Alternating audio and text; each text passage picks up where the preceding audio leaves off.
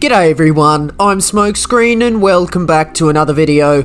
And this video today, well, I wasn't actually even going to make this video, but I decided, you know, we go warts and all, don't we? That's what we do. And this was very much a massive wart indeed in my Manufacturers Series campaign.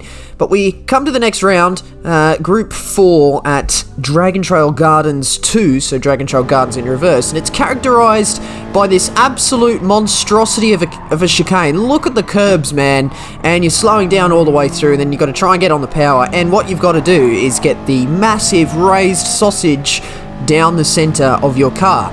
And that's honestly going to prove to be the absolute bane of my existence, especially as we move into qualifying for the first slot here.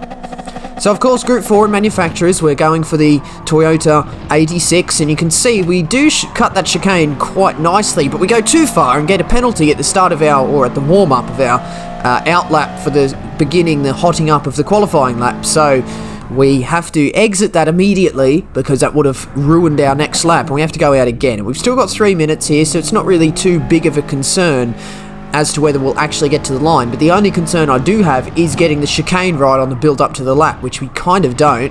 We have to bail and go around this first sausage, but it's all good. It's just the out lap. Probably afford to do that. Maybe I should have been doing that on the out laps, but I was trying to practice the chicane cut, because when you get it right, you can gain an absolute bucket load of time. We're going to come up to the start of our qualifying lap, if I can get the words out properly.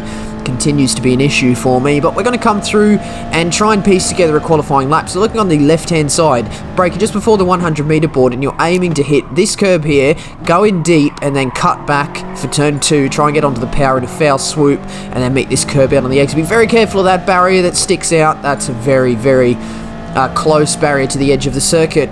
Coming into turns 3, 4, 5, 6, looking on the right hand side, just on the Pirelli sign, just turning in on the Pirelli sign and then braking very gently. We run wide halfway through. That's not very good at all, but you can kind of see the line for that corner, can't you? You're basically just trying to get it in through the corner, braking just after the big tall Dragon Trail gantry under here, and then get on the power on the exit, and you should be able to keep it flat through this left-hander if you've got your line right, and also flat through this right-hander if you get your line right, but I'm suffering from dirty tyres. Coming into the hairpin just on the 100, maybe slightly after if you've got good brakes, and then try and get onto the power as quickly as possible, avoiding any oversteer. We're going to be coming up the back straight now, up towards the Chicane of Death Part 2. Croatians love a good chicane. We have the Chicane of Death official in Dragon Trail Seaside, and now we've got this one in Gardens. Braking just on the start of the pink curb on the left hand side, and then we're going to try and cut all these curbs, and we actually do that not too bad. You can get on the power before turn 13, and you should be able to hold it flat all the way up until this point where we're turning in to try and meet the final corner. If you get your wheels hooked into the inside of the curb, you can almost do that corner flat, but maybe not quite in qualifying trim. And we're going to be racing up towards the line to see our qualifying time of a 1:38.5. Not a fantastic lap, not gonna lie. You really need to be dipping into the 36s, and I should have been getting sort of mid to high 36s. Just apologising to a driver there because I quit my lap just behind him. I'm not sure if I shot forward or whatever, but you can see we finish up in 15th. But nevertheless, we're still going to try and enjoy the Manufacturers Series introduction.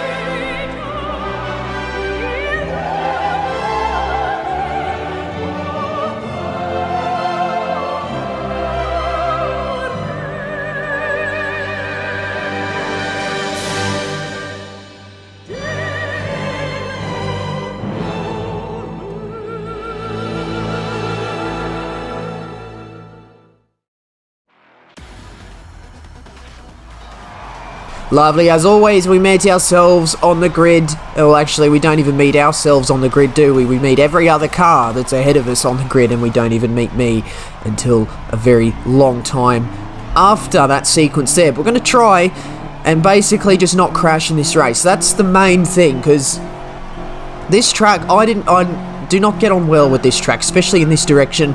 The other direction's a little bit better, the chicane's a little bit easier, but in this reverse direction, because you've got that really massive curb as the first one in the sausage, you're still braking and your car's in a set trajectory, and it's very difficult to set it up correctly. And you've also got the long left after turn 2, so turn 3, 4, 5, 6. You've got that sequence at the start as well, and that's a very difficult corner because you've got to try and carry the speed in, whereas the other direction you carry the speed out because it widens. But we start on the harder tyre, so racing hard and medium available, and they are cold at the start of the race, and I did not take that into account whatsoever, and we completely fly off the track, and oh yeah, we spin as well. So that's race done, basically. I've got about 30 minutes more of the race to go, and I've already wrecked it. That's not great, so we're going to have to do another slot now, and it's going to take a long time to catch up to some people, because it's a little bit of a fuel-saving race. As you can see, I'm playing with the fuel map through the twistier parts of the track, and it took all the way up until halfway through lap 7 to catch up to the next cars, and we're not even putting in scintillating pace at all, setting 140s and 139, so I was really not confident at all at this combination. I did a load of practice, but I just could not get this track down pat. I think I like to be able to learn most of the tracks, but I think this one is going to continue to be a massive issue for me, because it's really just this chicane. So you can see we go for the cut there, and we get it right that time, so I know I can do it. It's just a matter of the consistency. That's my problem, and I can't quite get a consistent run around this track. I mean, you can look at my times and go, well, you've done 3 139.3s of lap 3, 4, and 5. That's pretty consistent. Consistent, yes, but it's also really slow. It's just not fast enough in the kind of lobby I'm in. And you can see, well, it took me however long that is, 8 laps, 7 whole laps at least, to catch up to the car in 19th, which is this Ford Mustang driver.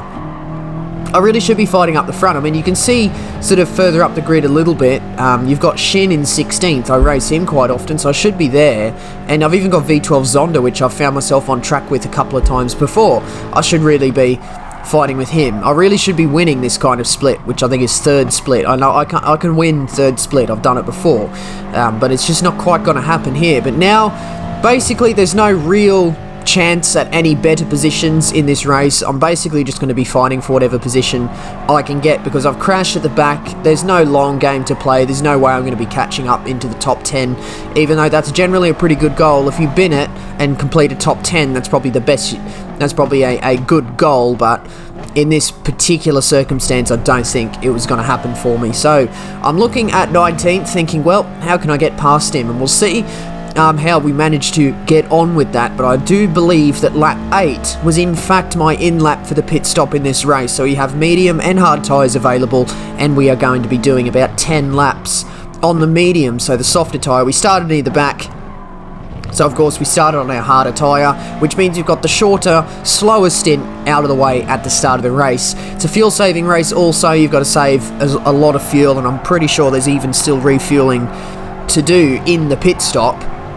And I really do think it was a matter of this race potentially trying to be a 2-stop, but because the pit lane loss is so long, it's been stretched out into a 1-stop. But you can see on the exit of the final corner, I was actually wrong. That's not my in-lap, by the way. We got a good exit out of the final turn 14. We managed to get up the inside of that Mustang coming into turn 1 and the turn 1 and 2 sequence, and we get that done nicely. So we're going to be just trying to we're not going to use our fuel maps now, because I don't want the Mustang to overtake us, but as we're coming up into the corners where it's a lot harder to get past, it's a lot of a single file line through this middle part. As long as you get your line right, if you're offline, someone can probably get past, but we don't change our fuel map up until we get closer to that braking zone. And we actually get a very nice long quadruple left sequence there, and we actually blew on our current personal best time at the end of our hard tyre stint.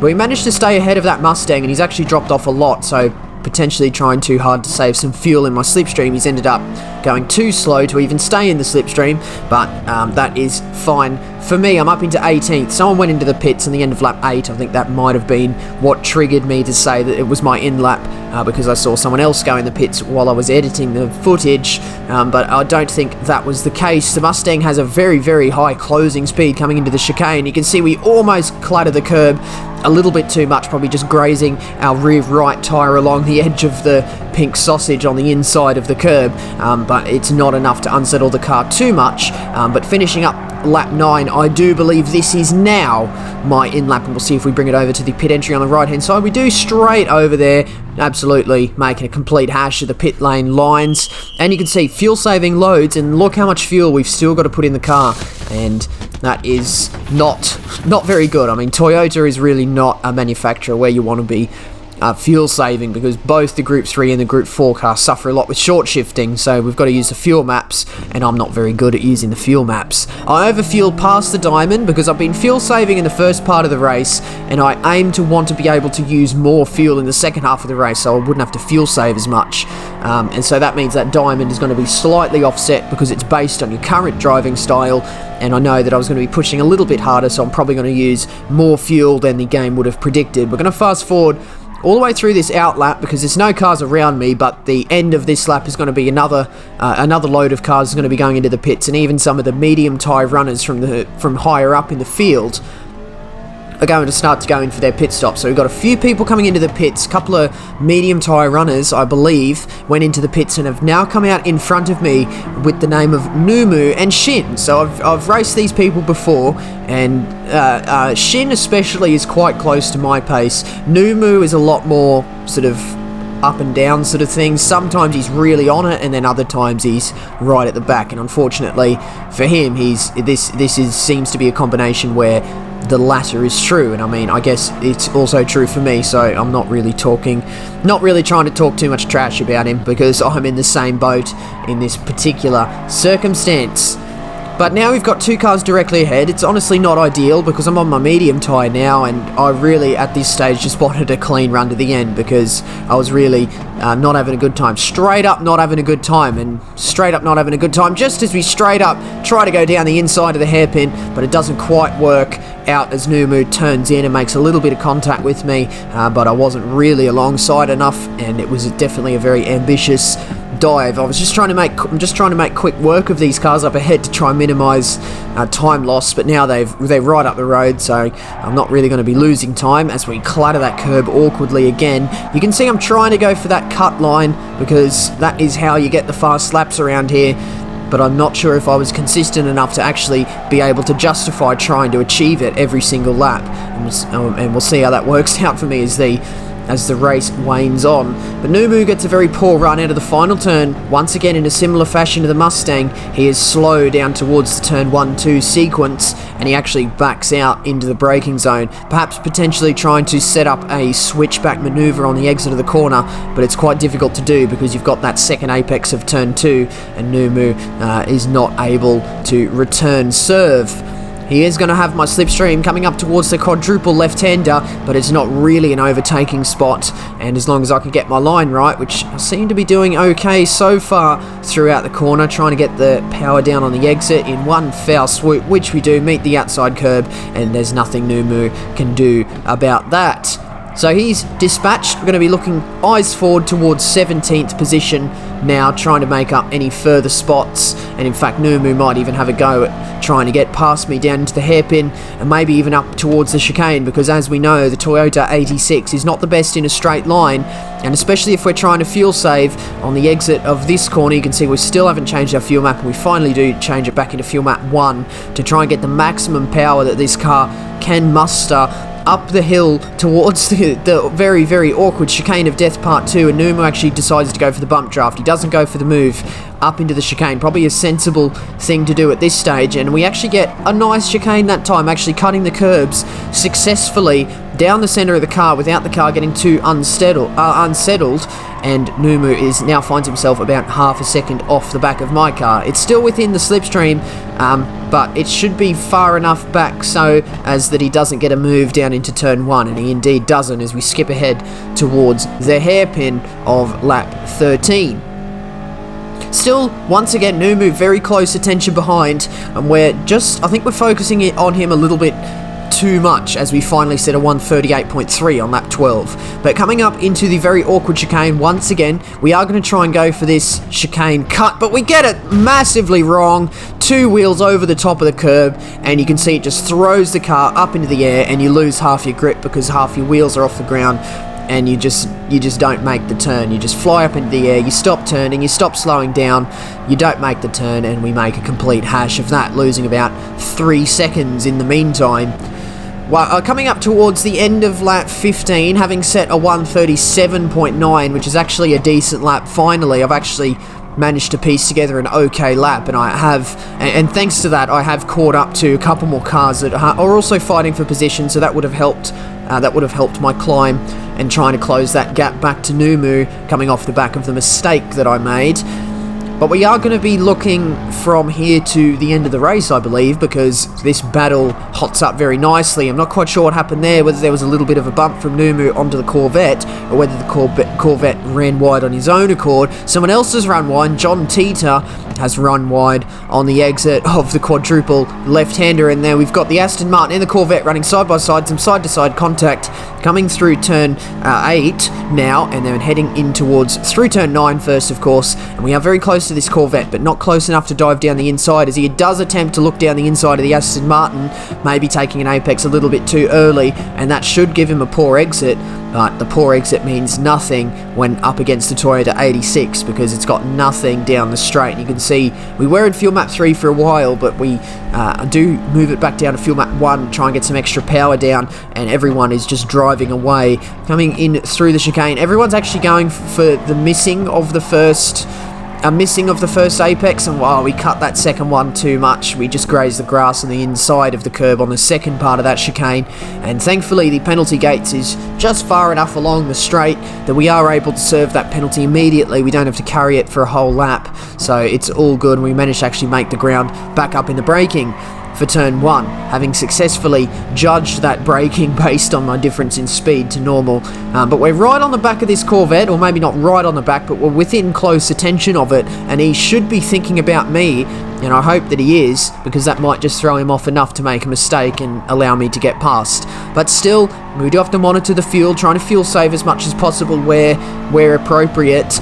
So obviously higher fuel maps in the twistier parts of the track where the power isn't so paramount. So all through the quadruple left and through the S's, but on the exits of the corners onto the long straights, we are going to be going back down into the power, into the most powerful fuel mixture. But the Corvette gets a little bit, gets a poor line, I think, is what the correct description of the display of driving we've just seen. Poor line through the S's, and it did give me a little bit of an opportunity down into the hairpin, but at this stage in the race, I just don't have the grip to try and sort of outmaneuver the Corvette at the twisty part of the track, so I've kind of lost my handling advantage. But once again, look how much ground we make up trying to cut the chicane, so that's why I was doing it, because you can gain like half a second, even more than half a second, just on one corner, and we're now right on the back of the Corvette, because we did actually successfully cut that time, and he's run narrow into the final corner, so going to be looking to get a better exit, trying to sweep across the back and go for a cutback, but we are trying to save fuel as well. We've still got a lap to go, so I figured, well, I can probably go for that move on the final lap, and we'll see how that works out as we begin our final lap. Now, looking around the outside of turn 1, let's see if we can get this done. Does he leave me the space? He does, and then coming back towards turn 2, he just parks it in front. There's nothing I can do there, and that is a superb defense from him, if I do say so myself, successfully defending an outside move attempt by me. But coming into the middle section now, so the twisty parts of the track, I've just got to basically aim to try and set my car up in as best of a position as possible to try and go for a move at the hairpin, but in fact he gets a very poor quadruple left-hander, and I managed to just nip up the inside on the exit, and I'm now ahead, and he dives down the inside of the next turn, and he's bundled me a little bit wide, side by side through the next turn. He just turns in on me there. There's not really much I could have done about that, but thankfully he stays on the track, and we continue racing, coming down in towards the hairpin. Is he going to dive down the inside? He is. Let's see if we can get a switchback on the exit, but he actually gets it stopped beautifully, perhaps having an advantage in grip at this stage. And now we've got the straight coming up where I've got absolutely nothing, and I'm still trying to save fuel because I'm not quite sure how long 3% will last. I've still got quite a long power section to go, but you can see he's gained like 7/10 on the exit of that hairpin thanks to my very, very poor straight line speed. We missed the chicane this time to try and get a more measured approach. I don't want to have to risk crashing on the final lap as we exit the chicane. We're once again right onto the back of the Corvette, and it's actually a good job I saved fuel there because we've used 2% already, and we've still got a bit of a power section to go. Going to try and get the launch out of the final corner, getting a slightly better exit, and let's see if we can slipstream him up towards the line. It's going to be difficult with the power disadvantage I have, and it wasn't quite possible in that case, and we managed to bring it home in 18th. A really shocking race. It was just so disheartening, really, and it was the most I've struggled in a car in this game in a long time. And the Toyota 86 is fairly easy to drive. I just could not get a grip of the track. But 74 points is nowhere near enough. In this kind of situation, I'd probably take 200. So 74 points is not good at all, and we did indeed have to go again. I didn't do the second slot. I instead took that time to eat something nutritious, and we managed to go again in the third slot. So this is the third slot of the night now, and I was gonna leave it at this slot. So I was gonna leave it at third slot no matter what happened, because it was getting too late and this track was just not enjoyable. It really wasn't. I wasn't gaining anything from staying up late to try and do this race, because I wasn't enjoying the experience whatsoever. But this is the qualifying session for the third slot. We've got Rico ahead, so he's just about a little bit quicker than me, but he'll be a very good gauge because I find myself on track with him, a fair amount. I've been with him a good number of occasions, so we are going to be using him as a little bit of a gauge to see how my qualifying lap goes. And basically didn't go very well because I ran a little bit too wide on the exit of turn 1 on my first attempt, so that's that lap gone before it even really got started, and I found myself, I was actually in a pretty good position for that lap just behind Rico. But now we're coming up to my last attempt, because the time is going to run out. I'm not going to have enough time to do 2 laps in this run. So this is the out lap, successfully navigating the chicane penalty free. So it's just down to this now, and I've put a lot of pressure on myself now because this qualifying is now a one-shot quali, because I've not left myself enough time because I binned my first lap. So we're just going to try and get through this lap quickly and cleanly, trying to avoid any errors, and let's see if we can get turn 1 okay. We meet the first apex okay, and the exit apex okay, and the second apex okay, and the second exit apex okay. So turn 1 and 2 successfully navigated. Turn 3, 4, 5, 6, the quadruple left-hander, just taking a nice easy approach into here, gently on the brakes, make sure we don't run too wide at that particular part of the track. Miss the third apex, although we kind of hit it, and then the final fourth apex, we do hit that quite a lot, and then use all the exit curb. Not too bad. The lap's going okay so far, just one turn in for all these S's, and try and get this left-hander flat out. We're going to be looking at my throttle trace, a little bit of a lift on the exit. Let's see if we can get the right-hander flat out. Using the curb, the right-hander was flat out, so that's okay so far. 100 meter board coming into the hairpin. Let's see if we get it stopped a little bit wide, but thankfully a late downshift back to first just gave the car a little bit of extra rotation, and if anything, we're closer to this car up ahead. So this lap has been okay so far, but we know the chicane of turmoil, the bane of my existence. Hit the brakes, turn in, and the car just wobbles wide, and I smash the curb. That's lap done. Lap done. We don't spin it around and we don't sort of come to a stop, but that was just an absolute disaster. That was the last thing that this lap really needed, and it was an okay lap too. Maybe I should have missed the curb. I shouldn't have taken that risk, but I did take the risk because I know I can do it. I just couldn't do it when it really counted, and we come across the line with a 139.9. We're qualified in last position, and in last position there was really no way I could even improve on a 74 point result, and with a point score that low, it wasn't going to count as one of my it wasn't going to be enough points to count towards my final result. It would have been a dropped round because only 4 of your 10 count, so it would have been part of the 6 that don't. And having qualified in 20th, it was 10:30 at night, I was tired, I wasn't going to waste any more time. So I left the lobby and I brought home 0 points, but it was going to be a drop round anyway, and you know, just the circumstances. I hated the track. I really was not gaining anything from staying up late. And yeah, it was just embarrassing, really. And it's really a really big blemish in my current manufacturer series campaign. And that is the story of the Dragon Trail Gardens. The Dragon Trail Gardens fiasco, the Chicane of Death Part 2 fiasco.